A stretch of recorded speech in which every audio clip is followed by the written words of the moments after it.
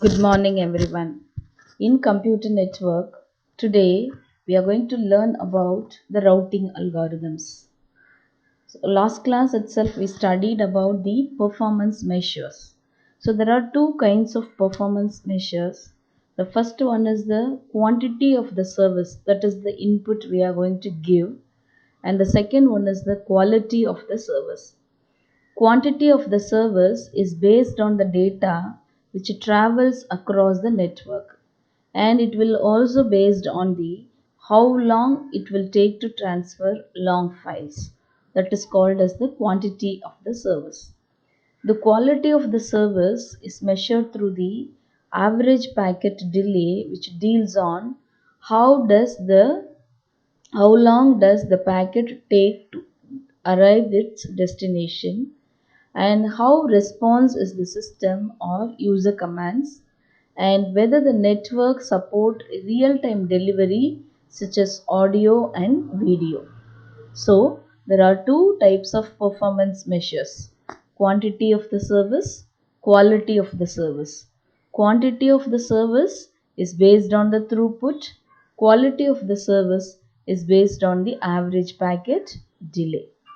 Next one is the fairness versus optimality.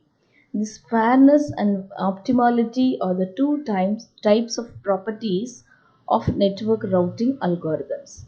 How these two properties are there in this routing algorithms, that is only explained here. There is a conflict between the fairness and optimality. If there is a fairness, and optimality could have been reduced. If there is optimality, this fairness could have been reduced. So that is only conflict. So the quantity of the service versus quality of the service, when you see this, to optimize the throughput, we have to saturate the paths between A to A dash, B to B dash, C to C dash. So to reach the packet from X to X dash, what will be the response time? That is only going to be measured here. That is only telling about fairness and optimality. Next one is the types of routing algorithms. Already we have studied there are two types, adaptive and non-adaptive. So non-adaptive means static, adaptive means non-static, that is dynamic. So here non-adaptive will not use measurements of the current conditions, and the static route will be downloaded when the algorithm is started booting itself, whereas the adaptive algorithms will change the routes dynamically. That is why it is called as the dynamic algorithms. These are all called as the static algorithms.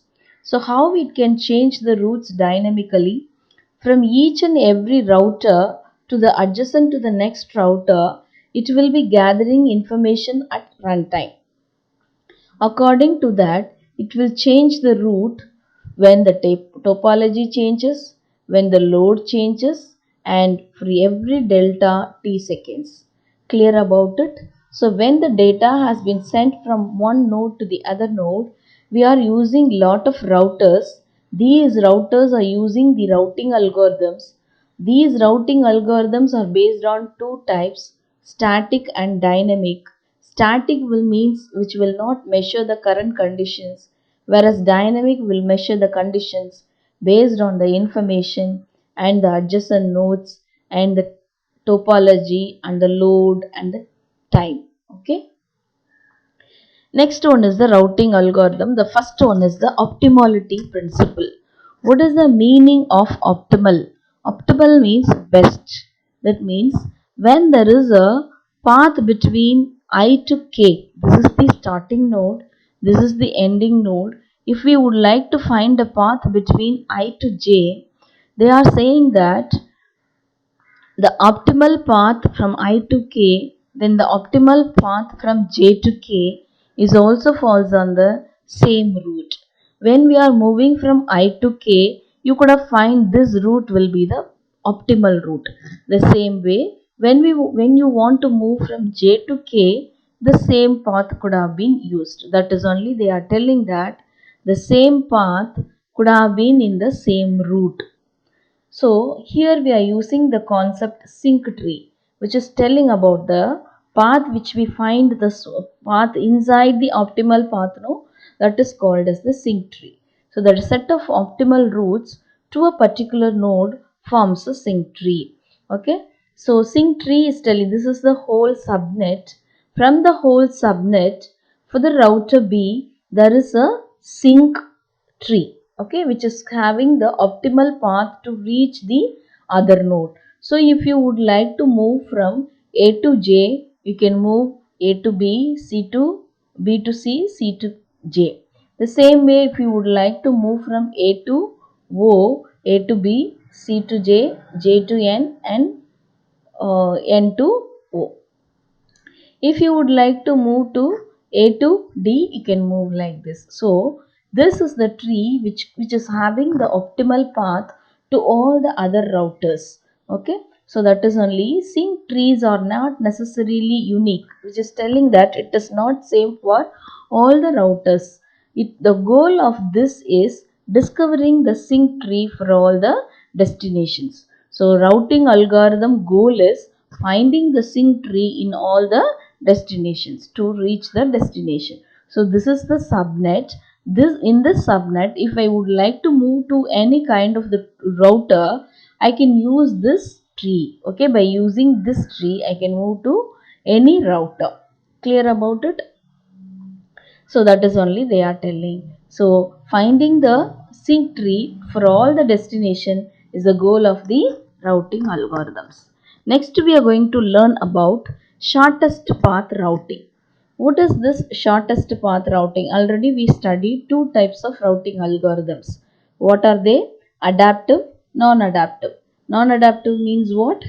Static. Okay, so the path will be set up when the system getting boot itself, when the router getting boot itself. So here this non-adaptive algorithm, according to the network topology, there will be set of weights which describe the cost and the data which is sent across the link in the network. So among the network, it has to find the shortest path from a specified source to all the other destinations in the network. So this was developed by the person E.W. Dijkstra. Here what he is doing is he is making a particular node as a permanent. From the node he is finding the so current working node. So that node will be set as a tentative distance to all the other nodes will be infinitive. Okay. So while some nodes are not marked permanent, some of the other nodes will not be marked as a permanent. Then we have to compute a tentative distance from the source to all the other adjacent working nodes. If it is shorter than the current tentative distance, it has to be replaced by the tentative distance for the destination and record the label of the current working node. Like this, it has to examine all the tentatively labeled nodes in the graph. So select the node with the smallest value and make it as a new working node. So like this, designate the new node permanent. So you look at this example. We have the nodes, this A, B, C, all these things are representing the routers. So the 2, 7, this is telling about the distance to communicate from the router A to router B. Clear about it? So in the first step, this is the starting node. We are making this A as a permanent. In the second path, if you see A to B, there is a path. So we are assigning this as a permanent path and we are tentatively calculating all the distances. So all are calculated as a infinitive. The same way, we have A to B and also A to G. Two ways are there. Why we have chosen this B? Since it is less distance compared to G, we have chosen this A to B. Clear? So in the third step, what are we doing? We have made this as a permanent. From that, we are calculating the tentative distance to all the other nodes. So from B, it can move to C and also it can move to E. So if it moves to C, the distance between A to B, B to C will be 9 since it is 2 and 7. the total distance to move to C will be 9. That is why it is mentioned as 9 comma B. And the tentative distance to move from A to E will be 4, because this is 2 and this is also 2. So the total distance from A to E will be 4. So from B it can either move to C or it can either move to E. Here also we are finding the shortest path. So we are making this E as a permanent node. That is why we have chosen this path again here. Okay, so the A can move either to B and G. We have chosen as B, and from B either it can move to C or it can move to E. See, we have chosen E since it is only 2, and from B either it can move to F or it can move to G. Clear? So if it wants to move to F, the distance will be 6, because from till this it will be 4 and again it is 2. That is why the total distance from A to F will be 6. And if you see this G, the total distance is A to B to B to E to, again E to G will be 1. So that 5 comma E, that is the total distance from A to B, B to E, E to G will be 5. Okay, so we have chosen the permanent node as this one. So we are continuing with this itself, right? So this also we know how the distance will be calculated. So from F, either it can move to G to D, G, or either it can move to C or it can move to F. Clear? So if it wants to move to C, the total distance will be 9 comma B, and if it wants to move to H, the distance will be 8. How this the distance will be 8? A to B to B to E 2, so 4, E to F 2, so the distance, total distance is 6. From F to X, F to H will be 8. Clear? Okay. So the final distance to reach the destination, if it can reach through G to H also. If it wants to reach through to 3 to H, the total distance will be 9. So we have discarded that route and we have chosen this route. Which route? A to B, B to E, E to F and F to H. Clear? So these are the 5 different steps to calculate the shortest path between A to H. So here how the shortest path algorithm works we are going to see. Perhaps A into ZE is a better path to E than ABE. That already I have told you. ZE is the better path to reach this destination. We are making the node permanent when the paths are shortest path in the graph. So we are choosing only the shortest path. All the subsequent paths are found. Permanent nodes will be at least as long as previously found paths. So it has to look at the previous paths also. According to that, it has to identify whether it is short or not. According to that only it has to continue. So if Z is a permanent case, then we have already checked AZE, and if Z is a tentatively lobed, Z must be longer than the paths E, otherwise Z could have been made as the permanent. Clear? Next one is the flooding algorithm. This is also non-adaptive routing algorithm. Here this is done by the brute force, that is why it is called as the brute force routing. Every incoming packet is sent on every outgoing line. Whatever packet it is received, it will be sending it. Always it will be finding the shortest path quickly, and also it finds the long paths, and it will calculate the time to live to size the subnet. Okay, so this is the brute force routing. What it will do, every incoming packet is sent on every outgoing line. It will find the shortest path. It may also find the long paths, and it will have the time to set the size of the subnet. Next one is the selective flooding. It can flood only in the direction of the destination. Okay, it will see where it can send only to the direction of the destination. It will be flooding the data. That is called as the selective flooding. You could have get it in 2 marks also. In practically, it will be used in military applications, distributed databases, and metric for comparison. So these are the different kinds of routing algorithms, that means flooding algorithms. Okay, so next one is the distance vector routing. It is an adaptive algorithm. Already we have studied what is adaptive and non-adaptive. Adaptive means it will be changing the route. So it was developed by Bellman-Ford routing. Ford-Fulkerson algorithm will be used here. Here, original ARPANET routing algorithm is used. It is previously used on the internet for RIP. Early version of the DECnet and Novell's IPX are used, and AppleTalk and Cisco routers were improved versions of this algorithm. Here, what it will do, neighboring routes periodically exchange the information from the routing tables. So, the routers will replace in their own routing tables anytime that the neighbors have found the better routes. Information provided from the neighbors. Outgoing line is used for the destination, and it estimates the time or distance. It can have number of hops, time delay, packet queue, and length. You see this diagram. Here we are having the routers A, B, C, D, E. From A to A, what is the distance? That is mentioned in this table. Okay.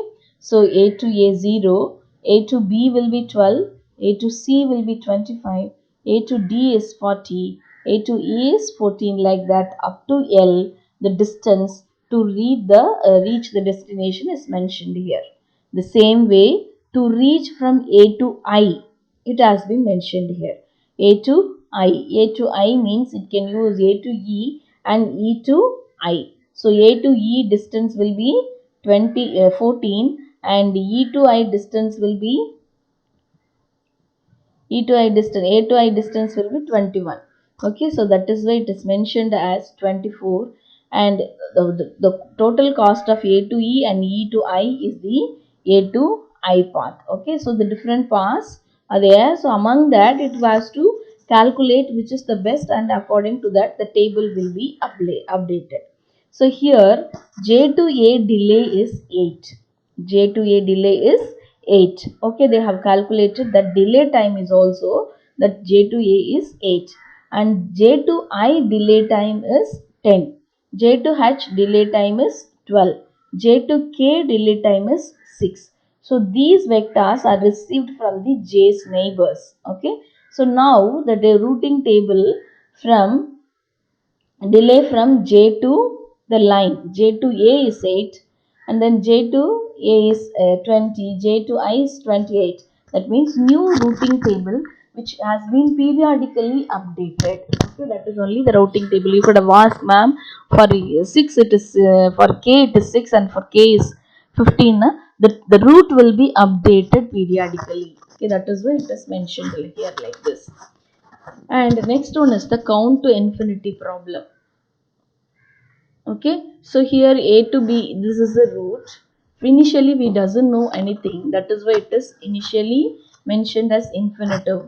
After 1 we know to reach B it needs 1, and after 2 exchanges to reach C we need 2. So like that, this is telling about the to reach that particular table. If you are using this adaptive algorithm, initially it will be 1 2 3 4 like that, and after one exchanged it will be updated as 3 2 3 4, like that it will be getting updated to the routing table. So what it will do, it will split the horizon hack. Actual distance to the destination is not reported to the line on which packets to that destination are sent. Instead, these distances are reported as infinity. So C tells to D that the truth about its distance A, but lies to B and says that distance is infinitive. So how the topology will be used? Suppose that D becomes unreachable from C, A and B are reporting infinitive distances to C, but they are reporting distance length to each other. So A and B will count to infinity. So with this, we will finish our class today. We'll see the remaining algorithms in the next class. Thank you.